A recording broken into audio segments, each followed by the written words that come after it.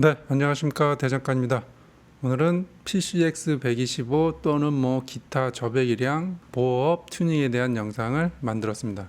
예전에 제가 그 보호업에 대해서 가볍게 언급한 적이 있었는데 최근 들어서 보호업에 관한 질문이 점점 많이 올라오고 있어요. 보호업 튜닝에 대해서 간단하게 좀 설명을 드릴게요.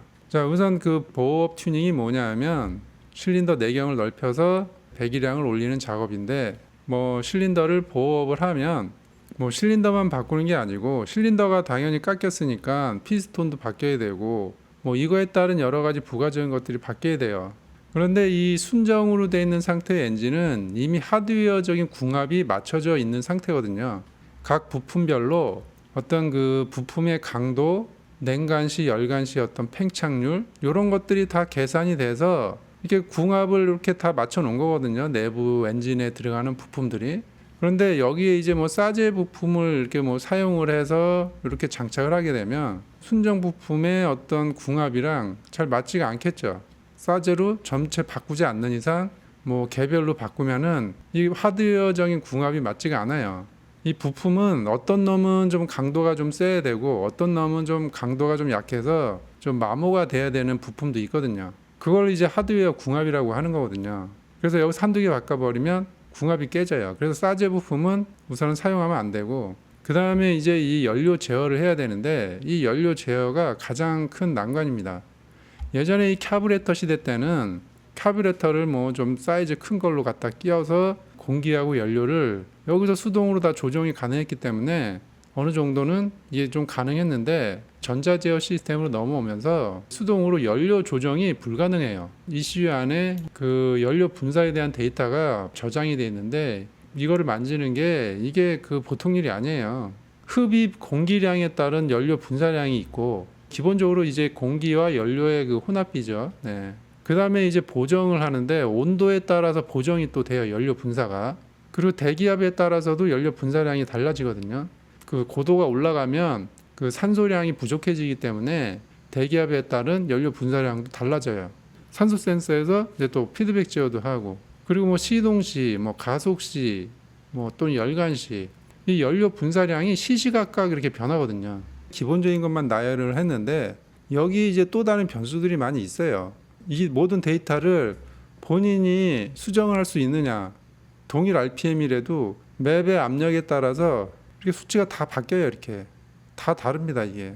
이거를 다 뽑아내서 이거를 다 수정할 수가 있냐 이 얘기죠. 수박 겉핥기로 그 겉에서 몇 가지 조정하는 거랑은 차원이 달라요. 문제는 이걸 또 테스트를 해야 되잖아요. 본인이 여기 숫자를 변경을 했는데 온도와 대기압과 산소 센서의 반응까지 저온 시동, 냉간 시동, 공회전, 가속, 열간 시에 이런 모든 조건이 만족을 시키면서 출력을 올릴 수 있냐 이 얘기죠.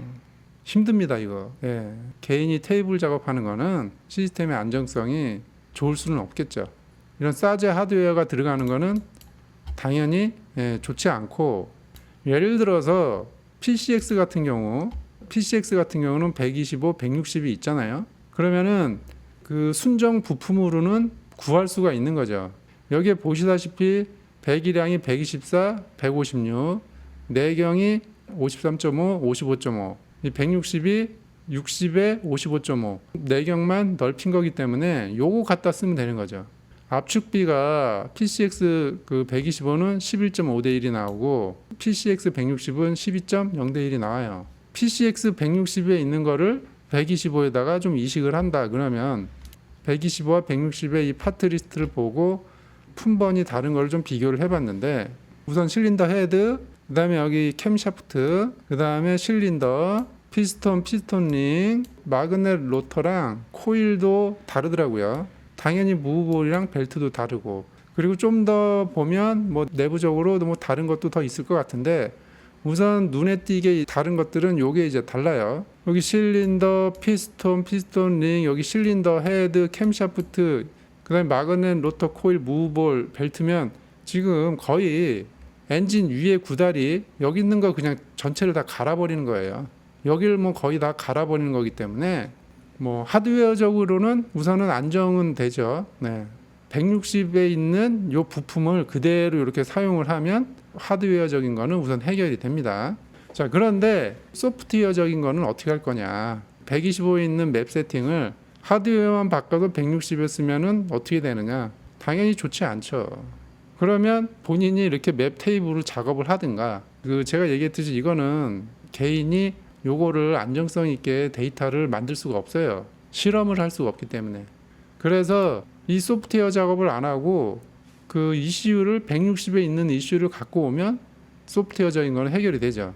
그럼 이게 부품값이랑 공인비랑 이게 돈이 얼마입니까? 이게 한 3마력 정도 되는데, 3마력을 올리려고 이만큼의 그 돈이 들어간다 이 얘기예요.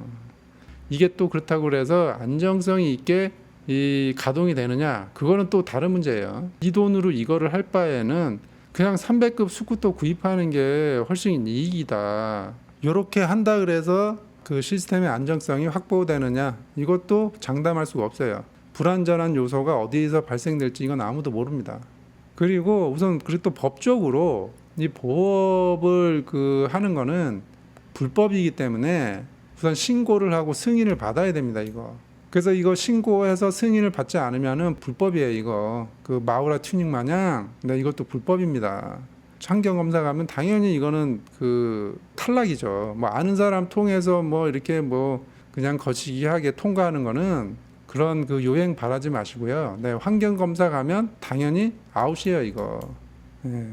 그리고 뭐 연비도 당연히 안 좋아지고 성능도 떨어지고 내구성도 떨어지고, 네. 여러 가지가 좋지가 않습니다. 이 보호하는 게 돈은 돈대로 나가고 좋은 점들이 별로 없습니다. 본인이 그냥 공부용으로, 본인이 공부용으로 그냥 이것저것 만져보면서 하는 거는 좋은데, 이게 상품으로서의 가치는 저는 잘 모르겠습니다. 어떤 뭐 선수들이 트랙에서 경기용으로 개조하고 이런 것들은 일정한 목적이 있기 때문에 이렇게 하는 거고, 제가 지금 중급 정비 과정을 하고 있는데 4기통 엔진 정비가 끝나면 그 다음에 이제 전기, 전자제어 이쪽을 할 거거든요. 그 전기하고 전자제어 쪽을 이제 보시면 제가 왜 이거를 하지 말라고 하는 거를 이제 점점 아시게 될 거예요. 자, 오늘은 이제 보호업 튜닝에 대해서 그냥 가볍게 알아봤는데, 개인이 뭐 연구를 하거나 공부를 하거나 이것저것 만져보는 거는 뭐 상관없지만 상품으로서 이제 거래가 된다던가 하면 법적으로도 문제가 되기 때문에 신중하게 생각해야 된다. 이렇게 마무리를 하겠습니다. 오늘은 여기까지 하겠습니다.